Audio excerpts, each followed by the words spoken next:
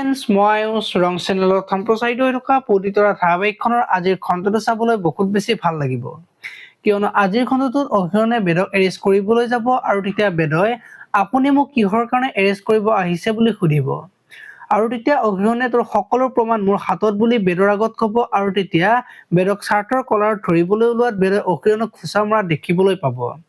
এতিয়া অহিৰণে বেদক কি কৰিব দেখিবলৈ পাব আজিৰ খণ্ডটোত। এইফালে আকৌ বেদক পুলিচে এৰেষ্ট কৰা কথাটো প্ৰজ্ঞাই গম পাব আৰু তেতিয়া প্ৰজ্ঞাই অনুভূতিৰ ওচৰত যাব আৰু ভিন্দক পুলিচে এৰেষ্ট কৰিছে বুলি ক'ব আৰু তেতিয়া অনুভূতিয়ে কথাটো শুনাৰ লগে লগে অনুভূতিৰ গাটো বেয়া লাগিব আৰু প্ৰজ্ঞাই মাকক মাতিব আৰু তেতিয়া মাকা আৰু প্ৰজ্ঞাই অনুক মেডিকেললৈ লৈ যাব আৰু তেতিয়া অনুৰ সন্তান এটা জন্ম হোৱা দেখিবলৈ পাব। আনফালে আকৌ নিভানে যে অহিৰণৰ মাকক ফোন কৰিব আৰু তেতিয়া অহিৰণে যে বেদক এৰেষ্ট কৰিবলৈ যাওঁতে বেদই অহিৰণক মাৰিছে সেই কথাটো ক'ব।